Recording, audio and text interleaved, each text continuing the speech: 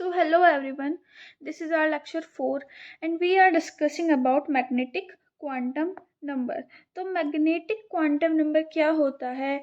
ये क्या होता है कि इसको दिया था लैंडे ने। ओके, मैग्नेटिक क्वांटम नंबर दिया था लैंडे ने किसके थ्रू दिया था?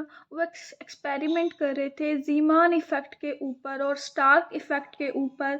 तो जब लैंडे ने जीमान इफेक्ट और स्टार्क इफेक्ट के ऊपर जो एक्सपेरिमेंट किए उसके थ्रू उन्होंने पता किया मैग्नेटिक क्वांटम नंबर के बारे में।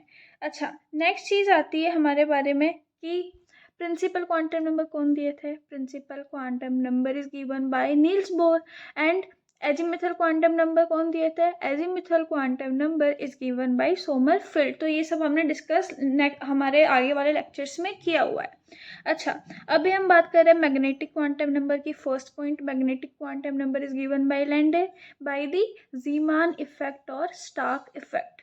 अगर आपके ऑप्शन में लैंडे नहीं आता है कि magnetic quantum number is given bye, और फॉर ऑप्शन जो गिवन होते हैं उसमें अगर आपको लैंडे नहीं दिया हुआ है तो आप जीमान को भी टिक कर सकते हैं, बिकॉज जीमान इफेक्ट के थ्रू आप पता कर रहे हैं मैग्नेटिक क्वांटम नंबर का। तो अगर नहीं गिवन है लैंडे तो आप जीमान टिक कर सकते हैं। अच्छा, मैग्नेटिक क्वांटम नंबर की जो वैल्यू होती है, मैग्नेटिक क्वांटम नंबर की वैल्यू इक्वल होती है -L2 + L। कैसे कि अब देखो, -L मीन्स क्या होगा? सबशेल और मैग्नेटिक क्वांटम नंबर किसको डिनोट कर रहा है? मैग्नेटिक क्वांटम नंबर आपका बता रहा है ऑर्बिटल को। तो आप देखेंगे कि मैग्नेटिक क्वांटम नंबर जो होता है वो डिनोट करता है किसको? ऑर्बिटल को। इसकी वैल्यू क्या होती है? इसकी वैल्यू होती है -L2 + L। फॉर एग्जाम्पल कि हम देखेंगे कि each value of m represent orbital value. Magnetic quantum number किसको बताता है? मैग्नेटिक क्वांटम नंबर आपको बताता है ऑर्बिटल को। एग्जाम्पल आप देखेंगे n = 4 के लिए, अगर हमें n की वैल्यू, n मीन्स शेल की वैल्यू अगर हमें 4 दी हुई हो तो आप उससे L की वैल्यू कैसे निकालेंगे? L की वैल्यू यानी कि सब शेल की वैल्यू आप कैसे निकालते हैं? Sub shell is equal to 0 to n-1, that means 0 1 2 3। अब m यानी कि मैग्नेटिक क्वांटम नंबर की वैल्यू आप कैसे निकालेंगे? मैग्नेटिक क्वांटम नंबर की वैल्यू होती है -L2 + L। तो L की वैल्यू अगर आपने 0 ली है, L की वैल्यू अगर आपने 0 ली है तो M की वैल्यू क्या होगी? -L2 + L, यानी कि -02 + 0, देन दिस इज 0। ओके, अगर हमने L यानी कि L की वैल्यू आपने क्या ली है? 1 ली है, तो magnetic quantum number small m की वैल्यू क्या होगी? स्मॉल m की आपकी वैल्यू होगी -L2 + L, यानी कि -1 0 एंड +1। वैसे ही अगर आपने 2 लिया है तो ये वैल्यू होगी, 3 लिया है तो आपकी मैग्नेटिक क्वांटम नंबर की वैल्यू ये होगी। अब हमने L फाइंड कर लिया है, M फाइंड कर लिया है। नेक्स्ट, नंबर ऑफ ऑर्बिटल, यानी कि आपकी अलमीरा में कितनी अलमीरा होगी? किसके अंदर? आपके रूम के अंदर। देखेंगे कितना है यहाँ पे मैग्नेटिक क्वांटम की वैल्यू, मैग्नेटिक क्वांटम नंबर की वैल्यू 1। तो कितना वैल्यू होगा इसका? ऑर्बिटल का 1। यहाँ कितनी वैल्यू है? 1 2 एंड 3, तो वैल्यू क्या हो गया? 3, यहाँ 5 और यहाँ 7। तो आप मैग्नेटिक क्वांटम नंबर से किस चीज़ का पता लगा रहे हैं? आप पता लगा रहे हैं ऑर्बिटल का।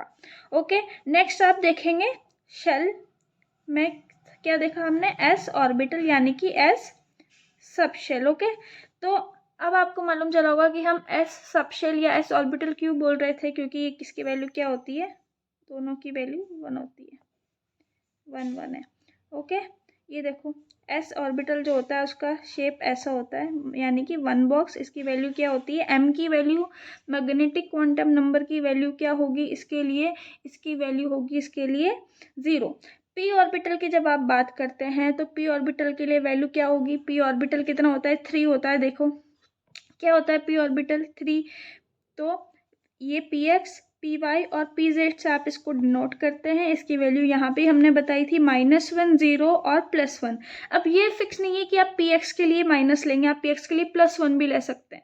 बस +1 वापस रिपीट नहीं होगा, -1 0 और +1 3 आपके पास वैल्यू आएगी। ओके, नेक्स्ट आप देखेंगे d orbital. d orbital 5 orbital होते हैं, हमने पढ़ा है आगे, dx dxy dyz dxz dx² y² और dz², ये आप ध्यान रखेंगे।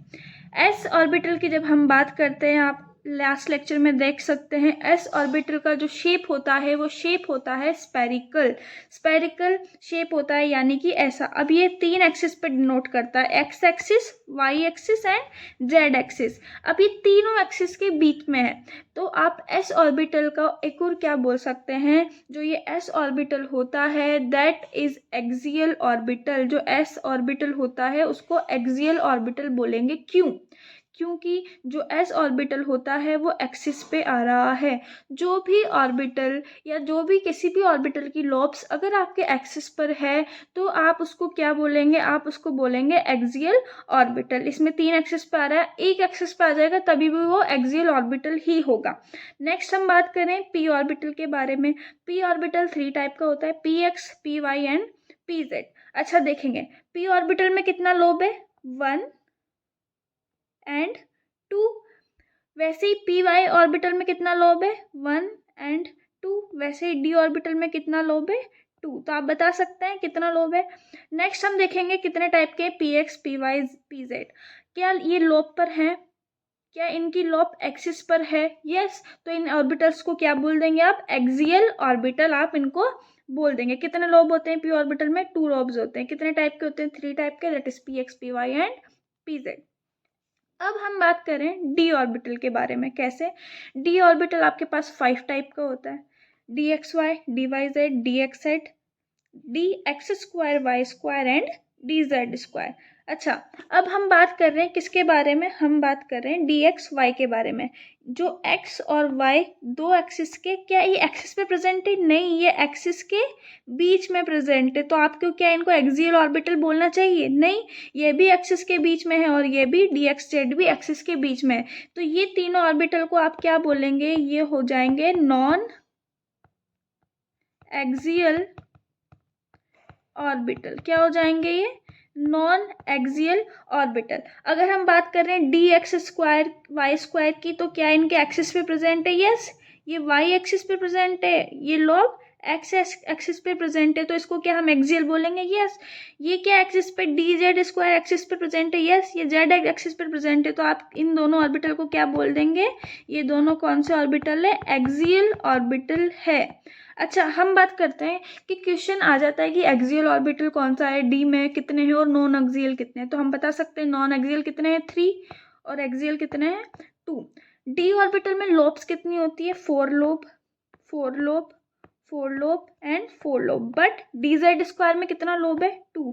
तो क्वेश्चन अराइज होता है कि डी ऑर्बिटल में 4 लोब्स कितनी है और 2 लोब्स कितनी है। तो हम ध्यान रखेंगे 2 लोब्स कितना है, only dz² have 2 lobes. Okay, अच्छा, लास्ट चीज कि हमने बात की थी हमारा कि जो लैंडे ने क्या बताया था, मैग्नेटिक क्वांटम नंबर जब वो बता रहे थे तो वो बता रहे थे जीमान इफेक्ट और स्टार्क इफेक्ट के बारे में।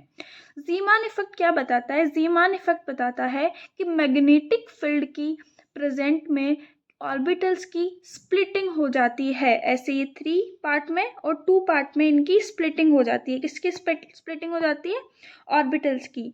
मैग्नेटिक फील्ड के प्रेजेंट में जब स्प्लिटिंग होगी तो उसको आप जीमान इफेक्ट बोलेंगे। मैग्नेटिक फील्ड की प्रेजेंट में जब स्प्लिटिंग होगी तो आप उसको जीमान इफेक्ट बोलेंगे। और जब यही स्प्लिटिंग इलेक्ट्रिक इफेक्ट की प्रेजेंट में हो जाती है तो आप इसको स्टार्क इफेक्ट बोलते हैं। ये आप ध्यान रखेंगे, मैग्नेटिक फील्ड के प्रेजेंट में हो रही है तो जीमान इफेक्ट। अच्छा, स्टार्क से आप याद रख सकते हैं कि स्पार्क, इलेक्ट्रिसिटी में स्पार्क होता है, तो स्टार्क इफेक्ट किसकी हेल्प से हम डिनोट करते हैं, इलेक्ट्रिसिटी की हेल्प से। ओके, इलेक्ट्रिक फील्ड के अगर बारे में आप बात कर रहे हैं तो ये क्या होगा, स्टार्क इफेक्ट होगा। नेक्स्ट क्लास में हम बात करेंगे हमारे स्पिन क्वांटम नंबर के बारे में।